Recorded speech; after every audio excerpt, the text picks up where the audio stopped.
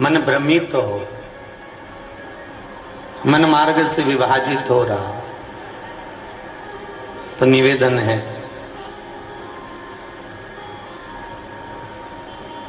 कि कभी स्मरण चित्त की ओर रमे। एक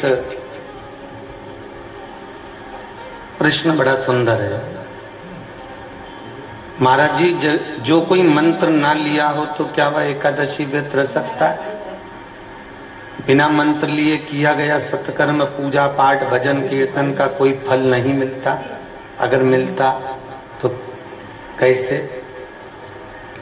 ये जो प्रश्न आपने लिख के दिया है, इसका उत्तर अपन बीच कथा में पहले दे चुके हैं।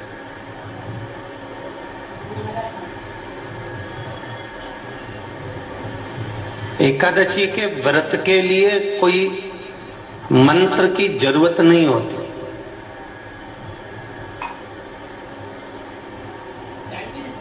मार्ग सबके लिए खुला हुआ है।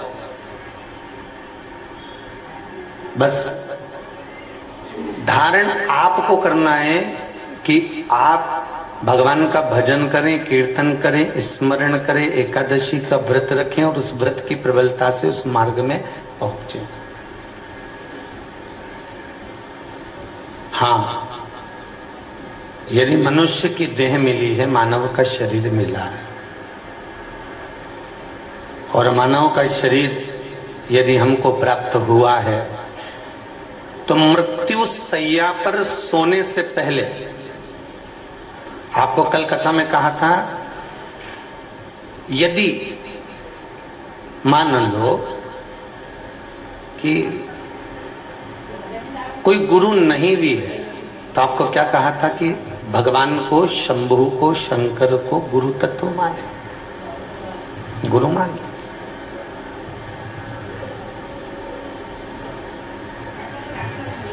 और कितना सुंदर कल कथा में था कि प्रथम गुरु कौन होती है?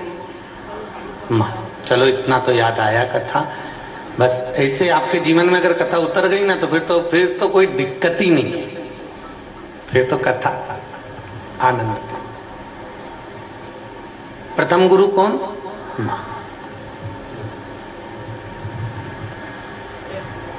गुरु और चेला, माता और पुत्र का जो संबंध है, जैसे बच्चा गोद में रहता है तो अज्ञान रहता है, उस बच्चे को ज्ञान नहीं रहता, मां उसको गोदी में लेकर धीरे धीरे सिखाती है। उसी तरह कोई गुरु, कोई सतगुरु हमारे जीवन में ऐसा आता है, कोई सतगुरु हमारे जीवन में ऐसा पहुंचता है जो हमारे मार्ग को प्रशस्तित कर देता है कि हमको इस मार्ग की ओर जाना। फिर निवेदन करूंगा, कुछ पल, कुछ घड़ी आप उस परमात्मा को देने का प्रयास करिएगा। 24 घंटे परमात्मा ने आपको दिए हैं, उस 24 घंटे में से 23 घंटे आप अपने बच्चों को दे दो, पति को दे दो, पत्नी को दे दो, रिश्तेदारों को दे दो, कुटुंब कबीले को दे दो। कितने घंटे? बोलो, जम के बोलो। 23। और महाराज आपको मिलेंगे जो आपसे कहेंगे कि 24 घंटे भगवान का भजन करो, पर हमारी व्यासपीठ आपसे कहती है कि 24 घंटे में से 23 घंटे तुम परिवार संसार को दो। आपके परिवार को, आपके कुल को, आपके रिश्तेदारों को, आपके नातेदारों को, आपके पुत्र को, आपकी पुत्रियों को, आपके बहुओं को, पोतों को, पोती को, नाती पंती को 23 घंटे दे दो। केवल 1 घंटा आप अपने लिए रख लो। कितना? 1। और वो 1 घंटा भी बहुत है, बहुत। पहले के विवाह में और आज के विवाह में जमीन आसमान का अंतर होता है। पहले जो विवाह होता था उसमें लड़की चाय की ट्रे लेकर आती थी, रखती थी, उतनी देर में लड़का लड़की को देख लेता था, लड़की लड़के को निगाह मिला लेती थी, लड़की चली जाती थी, विवाह पक्का हो जाता था। वो विवाह 7 जन्म तक निभता था। एक आज के जमाने में लड़की लड़के को मिलाया, 8 घंटे 4 घंटे बात कराई, 3 घंटे मिलवाया। मिलवाने के बाद में दोनों का संबंध पक्का हो गया। संबंध पक्का हुआ, मिले भी खूब, होटल भी खूब गए साथ में। आजकल तो वो फोटो वोटो भी खिंचवा ले। आजकल एक नया ट्रेंड चालू हुआ है, आपको मालूम पड़ा होगा कि शादी के पहले लड़का लड़की घूमने जाते, फोटो खिंचवाते। वो फोटो खिंचे हुए जब लड़का लड़की स्टेज पे आते तो उनके पास में एक एलसीडी बड़ी लगती और उसमें उनके फोटो हम दिखाए जाते। और डोकरा डोकरी घर के बुजुर्ग सब बैठ के उनके इन फोटो के नजारे देखते तो उनके भी मन को दुख होता कि बताओ, जिसको हमें मर्यादा में देखना था उसको हम किस तरह से देख रहे हैं। और फिर कहते हैं कि बहुओं के प्रति मान बढ़े, सम्मान बढ़े, पद बढ़े। तो कैसे बढ़े? बढ़े तो बढ़े कैसे?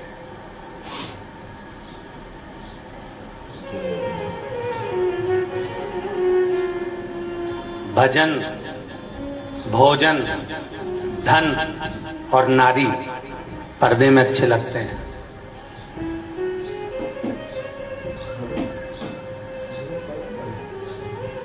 घर के अंदर खा खा बाहर में होता है, बाहर में खा नहीं करना है। भजन, पर्दे, भोजन, पर्दे। वो भीष्म पितामह को क्रोध नहीं आया तो दुर्योधन ने अपने मामा से कहा, मामा एक बात मुझको बताइए मामा जी कि ये भीष्म पितामह इतने बड़े योद्धा हैं और इतने बड़े योद्धा होने के बाद में भीष्म पितामह को क्रोध क्यों नहीं आ रहा? कहां गया इनका क्रोध? मेरे इतने भाई मारे जा रहे हैं, दुर्योधन कह रहा है। अगर भीष्म पितामह चाहें तो एक पल में, एक घड़ी में, एक क्षण में इन पांडवों को नष्ट कर सकते हैं, देरी नहीं लगेगी, एक क्षण लगेगा। पर आखिर पितामह को क्रोध क्यों नहीं आ रहा? एकांत में पर्दे में जब भोजन करते हैं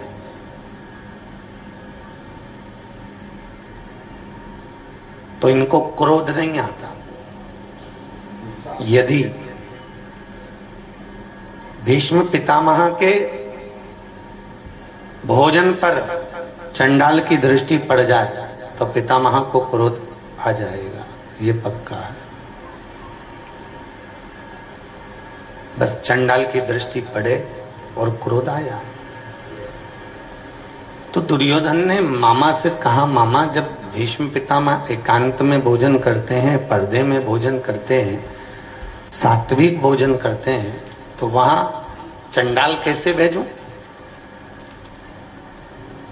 वहां चंडाल कैसे भेजा जाए? तो शकुनी मामा बोले, भांजे तू चंडाल से कम है क्या? घर तो जावे। एक काम कर, भीष्म पितामह का जब भोजन जाए तो उस पर दृष्टि दे दे। दृष्टि देगा तो बुद्धि बदल जाए। मामा आप मुझे चंडाल कह रहे हो? नहीं, मैं प्रैक्टिकल करने की बात कर रहा हूं। प्रैक्टिकल करके देखिए।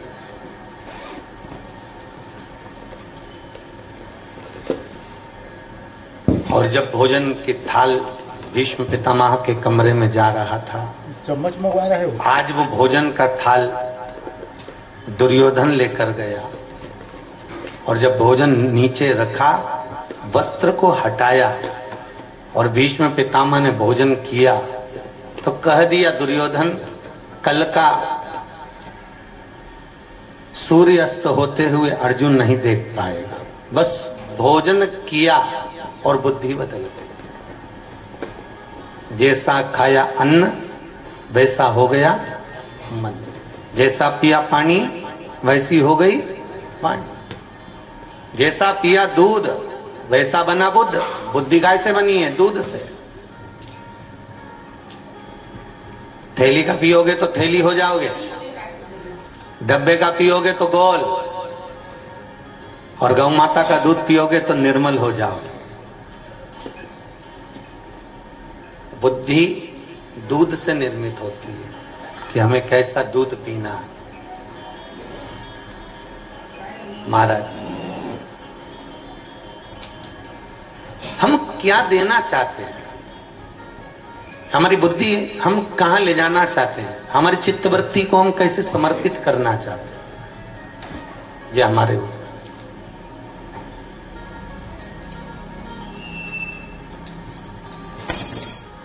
भगवान को कैसे रिझाना है, भगवत चरणारविंद तक कैसे पहुंचना है, ये हमारे ऊपर हो। कैसे मोबाइल रखे उसको? हमारे ऊपर। आप व्रत करें, उपवास करें, और ये मानकर करें कि हमें भगवान से कुछ लेना नहीं, हमें भगवान को कुछ देना है। लेने की आस न रखिएगा। और जहां पर लेने की आस बढ़ जाती है वहां से परमात्मा बहुत दूर हो जाता है, बहुत दूर। वहां तो केवल दिया जाता है। और प्रेम जैसे मीरा का था, तो भगवान को अमृत दिया ना दिया, पर मीराबाई ने वो विष का जो कटोरा था वो भगवान की साक्षी में रख दिया, क्योंकि उसका नियम था। जो कुछ भी उसके पास था वो भगवान को समर्पित कर देती थी। परमात्मा को दे देती थी, और परमात्मा उसको अंगीकार करें ना करें, स्वीकार करें ना करें, ये उसके ऊपर।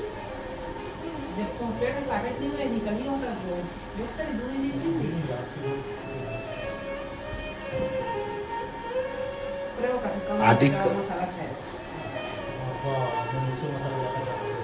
पहले का विवाह और आज का विवाह बहुत अंतर है,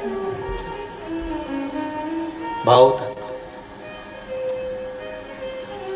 एक माता जी आकर बोली, गुरुजी हम हमारी लड़के के लिए लड़की देखकर आए, देखिए जरा कैसी है। हमने कहा माता जी बहुत बढ़िया है। गुरुजी हम 8 लोग गए थे, एक मुंह से शब्द नहीं निकला गुरुजी उसके, इतनी बढ़िया लड़की। 3 घंटे बैठे गुरुजी, उसके मुंह से शब्द नहीं निकला, इतनी सीधी सादी है, बिल्कुल नहीं बोली। हमने कहा माता जी अभी नहीं बोली, जब वो बोलेगी तो तू भी डोलेगी, अभी काहे बोलेगी, अभी आफत आई उसकी जो वो बोलेगी।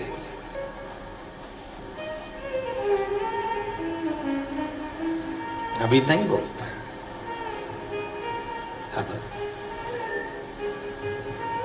पहले का विवाह एक क्षण का देखना होता था और संबंध हो जाता था, जीवन भर टिकता था। आज का संबंध देखा देखी होने के बाद, मिलने जुलने के बाद भी वो संबंध कुछ ही समय में तलाक हो जाता है। तो भगवान के पास में बहुत देर तक बैठे रहो और भगवान मिले तो वो श्रेष्ठता नहीं। 24 घंटे आपको परमात्मा ने दिए हैं, उसमें से 23 घंटे रिश्तेदारों को, परिवार को, कुटुंब को, कबीले को, तुम्हारी मर्जी पड़े उसको दो। पर परिवार वालों से एक बात कह देना कि मैंने 23 घंटा तुमको दिया है, पर 1 घंटा मैं अपने पास रखूंगी। 24 घंटे में से 23 घंटे देकर 1 घंटा अपने पास में रख लो। और जो 1 घंटा आपने अपने पास में रखा है, उस 1 घंटे में भगवान का इतना भजन करो, भगवान भोलेनाथ की इतनी सेवा करो, किसी मंदिर की बुआरी लगाकर, औछा लगाकर, मंदिर का श्रृंगार कर कर, भोलेनाथ जी को बेलपत्र समर्पित कर कर, बेलपत्री पर राम लिखकर, कहीं स्मरण कर कर, कहीं भगवान का पंचाक्षर मंत्र लिखकर भगवान शंकर को समर्पित करो। वो 1 घंटा तुम्हारा भगवत भजन में, भगवत सेवा में, भगवत चारी में निकलना चाहिए। वो 1 घंटा आपका भगवत नाम में निकलना चाहिए। और जिसने 1 घंटा भगवान को दिया है।